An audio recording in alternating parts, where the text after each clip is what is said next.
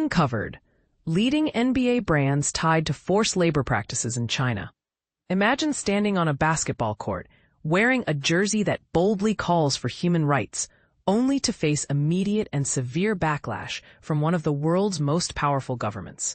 This is exactly what happened to Enes Kanter Freedom when he stepped onto the court in his Boston Celtics uniform, sporting trainers emblazoned with the phrase "Free Uyghur." The response from Beijing was swift and unforgiving.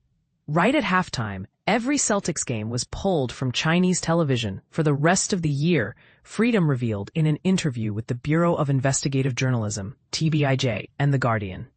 That October 2021 game marked a pivotal moment in his career. "That's when the NBA really turned against me," he said. Freedom, known for his outspoken criticism of the Turkish government, was prompted to investigate China's treatment of Muslim minorities after a concerned fan's father challenged him to break his silence. What he uncovered was deeply troubling. In Xinjiang, China's far western region, President Xi Jinping's so-called war on terrorism has translated into widespread oppression. Ethnic minorities, particularly Uyghurs, have been detained in re-education camps and coerced into forced labor in factories scattered across the country. This campaign aims to erase their cultural identity and forcibly assimilate them into the dominant Han Chinese culture. Freedom was no stranger to making bold statements. He had even changed his surname upon becoming an American citizen to symbolize his freedom. As he delved deeper into the Xinjiang crisis, he was shocked by the global silence and decided to take action. "I reached out to artists worldwide and asked them to channel their struggles onto the shoes," he explained. "Then I went out there and played basketball." This was during the 11th year of his NBA career, and it would ultimately be his last. Teammates warned him, as he later testified before Congress, that his activism would end his time in the league. Soon after, he was released from his contract, a decision the NBA insists was unrelated to his political stance. The blackout of Celtics games in China wasn't the NBA's first clash with Beijing. In 2019, Chinese state media pulled NBA games after Commissioner Adam Silver defended Daryl Morey, then a Houston Rockets executive, who had tweeted support for Hong Kong protesters. That incident cost the NBA hundreds of millions of dollars. China represents a multi-billion-dollar market for the NBA, boasting more basketball fans than the entire U.S. population. Freedom argues that the league's financial dependence on China compromises its willingness to confront human rights abuses. But the NBA isn't just a platform for basketball. It's also a global stage for Chinese brands to promote themselves. The Chinese sportswear company Li-Ning has been partnering with NBA players for over a decade, ever since Dwayne Wade left Nike's Jordan brand to sign with Li-Ning in 2012. Today, Li-Ning, along with other Chinese brands like Anta and 361 Degrees, competes fiercely with established American companies for lucrative sponsorship deals. In 2022 alone, more than a dozen NBA players had endorsement contracts with these three brands, according to ESPN analysis. Li-Ning's roster includes stars like Jimmy Butler of the Golden State Warriors, who switched from Jordan in 2020 for a major deal featuring multiple signature shoe lines, and Fred VanVleet of the Houston Rockets, who also serves as president of the National Basketball Players Association. Anta sponsors high-profile players such as Klay Thompson and Kyrie Irving, while 361 Degrees counts Serbian superstar Nikola Jokic among its endorsers. Notably, these sponsorships are negotiated directly with players and do not require NBA approval. Requests for comment from the players' representatives went unanswered. Now, investigations by TBIJ and The Guardian reveal that all three Chinese brands, Li-Ning, Anta, and 361 Degrees, are connected to the very oppression Freedom protested against on his shoes. Shockingly, Nike is implicated as well, exploiting forced labor. Earlier this year, a major joint investigation by TBIJ, The New York Times, and Der Spiegel exposed over 100 global brands linked to China's Xinjiang labor transfer program. This scheme forcibly relocates ethnic minorities thousands of miles from their homes to work in factories in eastern China. It is a key component of the Chinese government's systematic campaign to dismantle Uyghur, Kazakh, and Kyrgyz communities in Xinjiang. Anta, Li-Ning, and 361 Degrees own production facilities directly tied to these human rights violations. Additionally, they source products from other companies involved in the labor transfer program. For example, a 361 Degrees factory in Fujian province has employed Xinjiang workers for at least 10 years.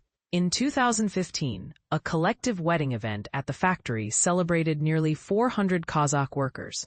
Social media posts from Xinjiang workers showing the factory compound have appeared as recently as last year.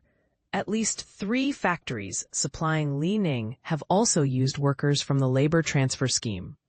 One video posted by a Uyghur worker shows black and silver Li-Ning trainers moving along a conveyor belt in a Hubei factory. Another video from a different Li-Ning supplier features a worker's voiceover in Uyghur, describing harsh working conditions under a Han Chinese supervisor. The worker says, "Life is too hard, but I don't want to admit defeat," and adds, "If I don't get out of here, I know I'm going to work myself to death." 361 Degrees sponsorships extend beyond basketball, including World Aquatics events and Olympic runners. Li-Ning supports China's Olympic team and sponsors young badminton players in the UK. The brand has also publicly backed Beijing's policies in Xinjiang. When many global companies began removing Xinjiang cotton from their supply chains due to forced labor concerns, Li-Ning continued labeling its products as made with Xinjiang cotton. While Nike and other international brands faced consumer boycotts and state media backlash in China for dropping Xinjiang cotton, Li-Ning's sales and stock prices soared. These sports partnerships help Chinese companies enhance China's soft power globally. When Daryl Morey expressed support for Hong Kong protesters, both Li-Ning and Anta quickly announced they would suspend their partnerships with the Houston Rockets. Li-Ning told us it strictly opposes and prohibits any form of forced labor in its supply chain, conducts regular audits, and enforces a zero-tolerance policy. The company also stated it always upholds human rights and the legal rights of labor. Neither 361 Degrees nor Anta responded to requests for comment. An NBA spokesperson, Mike Bass, said, "We have always supported and will continue to support every member of the NBA family, including Enes Freedom, expressing their personal views on social and political issues. We will continue to follow U.S. government guidance and policy regarding operations in China and more than 200 other countries and territories where we engage fans." Freedom was not surprised to learn that multiple factories in the supply chains of Li-Ning, Anta, and 361 Degrees are linked to forced labor from Xinjiang. But there is one brand he has been questioning for years: Nike. The question of selective activism. Who makes your shoes in China? Do you even know? Freedom challenged Nike in a 2021 video posted on Twitter, now X. Nike has been a major NBA partner since 1992 and recently renewed a deal to outfit the league through 2037, reportedly worth over $1 billion. Freedom's questions arose after Nike was connected to a sneaker factory in Shandong province that employed Uyghur transfer workers. Nike claimed the factory had ceased hiring Xinjiang workers, and that inspections confirmed this. Our ongoing diligence has not found evidence of employment of Uyghurs or other ethnic minorities from Xinjiang elsewhere in our supply chain in China, Nike stated at the time. However, TBIJ uncovered sources linking Nike to Fulgent Sun, a footwear manufacturer in Fujian province that has employed Uyghur and Kyrgyz workers since 2013. When presented with these findings, Nike said it ended its relationship with the Fujian factory in 2015, but acknowledged sourcing from an affiliated site in central China for its Converse label in recent years. Yet, industry reports, academic studies, and Fulgent Sun's own materials suggest Nike has been a significant customer for over a decade. Export records obtained by TBIJ show multiple shipments from the Fujian factory to Nike in the U.S. after 2015.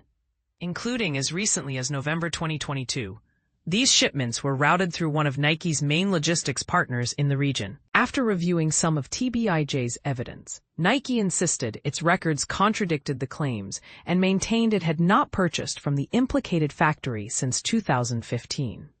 The company reaffirmed its commitment to ethical and responsible manufacturing. Fulgent Sun did not respond to requests for comment. Freedom, who wore shoes labeled Nike Hypocrite, made with slave labor, and no more excuses during one of his final NBA games, believes his outspoken criticism of both China and Nike cost him his career. He expressed disappointment over what he calls Nike's selective activism. While the company has proudly supported U.S.-focused social justice movements like Black Lives Matter, Freedom argues they remain silent when financial interests are at stake. You stand up for things unless it hits your pocket, hurts you financially, he said. Stand up for what's right, he urged. Addressing NBA players, sponsored by brands linked to human rights abuses, he challenged, put yourself in their shoes. Imagine it was your sister or daughter. Would you still be silent? This report was co-published with the Bureau of Investigative Journalism,